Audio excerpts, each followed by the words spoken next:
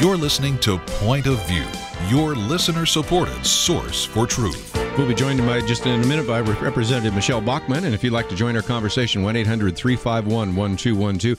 You might remember that as we went to the Action Central, one of the things that we encourage you to do is to send a letter to the Obama administration and later even to your members of Congress, no funding for Syrian rebels. Yet the president announced that he would waive the prohibitions in Sections 40 and 40A, which are part of the Arms Export Control Act, which makes it illegal for our government to send weapons to nations described in another section of the act, which actually would be promoting terrorism. To give us some perspective on this and maybe also some comments about the idea of defunding Obamacare, we welcome to the microphone Representative Michele Bachmann, represents the 6th Congressional District and has served there since 2007. As you've already heard, she will step down after next year, and certainly has served, and one of my favorite members of Congress. Representative Bachmann, always great to have you on Point of View. Kirby, it is always an honor to be on this show. This is one of the few places that I can tune into where I know that I'm always going to hear the truth.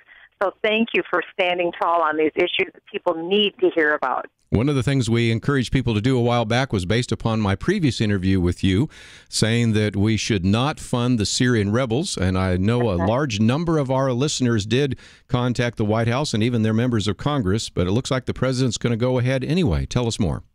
Well, the president seems determined that he will back the Muslim Brotherhood. And the president has made some very interesting moves during the course of his presidential career. If you look at the unilateral effort he made to go into Libya, begin bombing there, we had a relatively benign, neuter dictator in Gaddafi.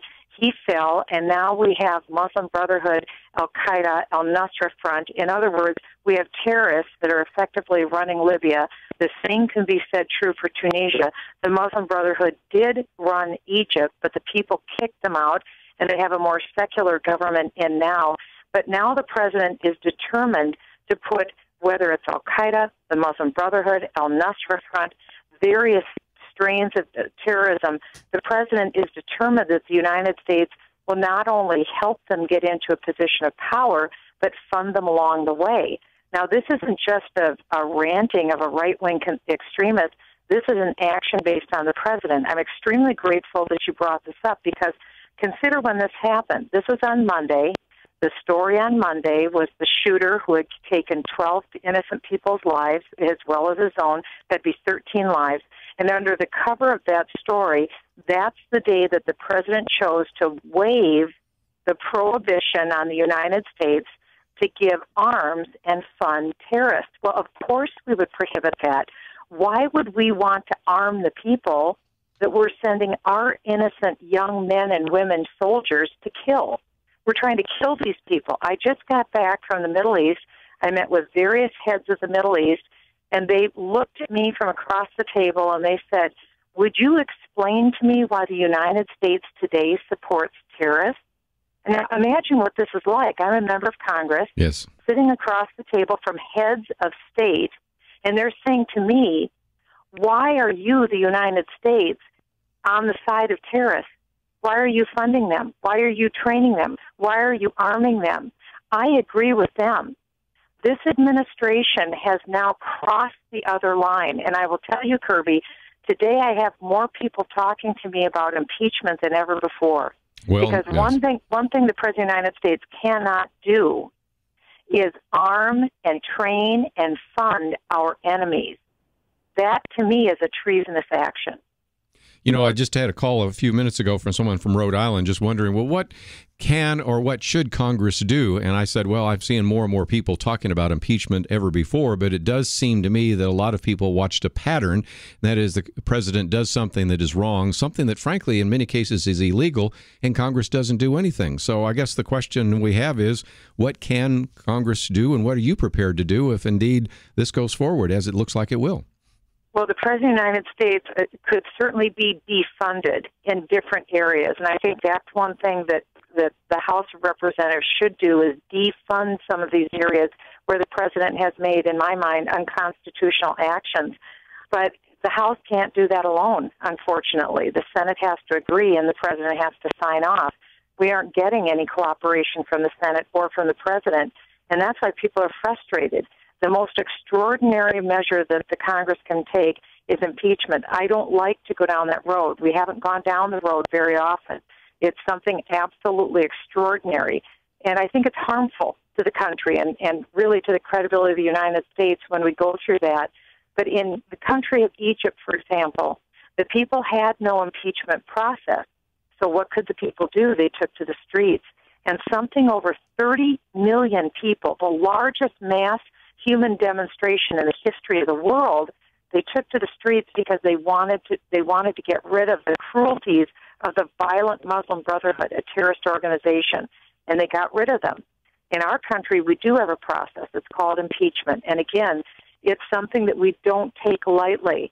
But when the President of the United States makes an action like he did on Monday, Kirby, when he waives the provision that prohibits him from arming terrorists, and today he is arming terrorists intentionally, directly, in front of the American people, I, as a member of Congress, can't sit by and watch our president arm terrorists. These terrorists have vowed they want to destroy Israel. They want to kill the United people in the United States. They want to bring us down. We see that all the time. And when a madman speaks, we should listen. And the terrorists are telling us exactly what they're going to do.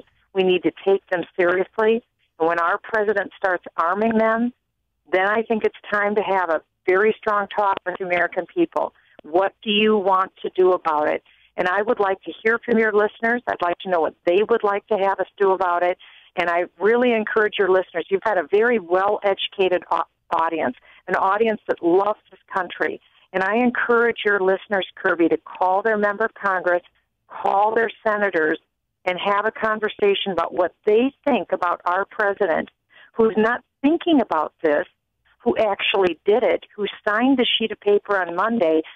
As we are having this conversation right now, our president is shipping arms, training, and money to terrorists to go into Syria. We're going to put out an action alert on that regard. One more point maybe on that. Give us what you have been able to learn about what the elements are. I've heard most people say that the strongest element in the rebel faction are al-Qaeda, but also the Muslim Brotherhood. And as talking points for some of our listeners, what would you encourage them to say? What I would encourage them to say is that they don't appreciate the President of the United States sending weapons, training, and money to terrorists. Why are we sending our young men and women in harm's way to kill these people when we're in fact arming them and giving them weapons? It doesn't make any sense. We need to demand that the President of the United States stop arming terrorists anywhere across the world. He needs to get off of the side of advocating for the Muslim Brotherhood. He needs to start advocating for the American people. It's our interests that are at stake, and he's on the wrong side. It's hard to believe it, but our president is on the wrong side. Wow. Just before I let you go, I know you've been in a meeting where you've also talked about the idea of defunding and hopefully eventually repealing and replacing Obamacare. Any thoughts about what's happening there on Capitol Hill right now? Anything we need to know about? Yeah, and, as bad as the news was on arming terrorists, this is very good news. Your listeners, Kirby, have been calling their members of Congress, and it paid off this week because there was going to be a fake bill to defund Obamacare last week, and your listeners melted the phone lines. And the Republican leadership in the House listened. We had a closed-door meeting today. I just left another closed-door meeting, and we're going to pass a bill at the end of this week that will actually defund Obamacare. We'll send it over to the Senate, and it funds the government. We're running out of money now. At the end of September, that's the end of the fiscal year. Right. And so we've got to do the funding. That's what this bill is about.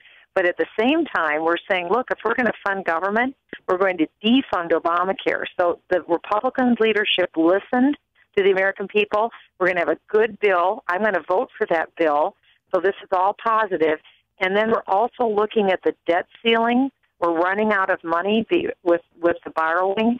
And in order to borrow any more money, our condition is that Obamacare has to get delayed, all of it. It has to get delayed for a year. The health care exchanges, every bit of this very bad bill needs to get delayed for another year. If you want to borrow money, we're not going to borrow it in order to fund Obamacare. So this is this is really good news, because a lot of times I think your listeners feel like, gee, I call, nothing happens.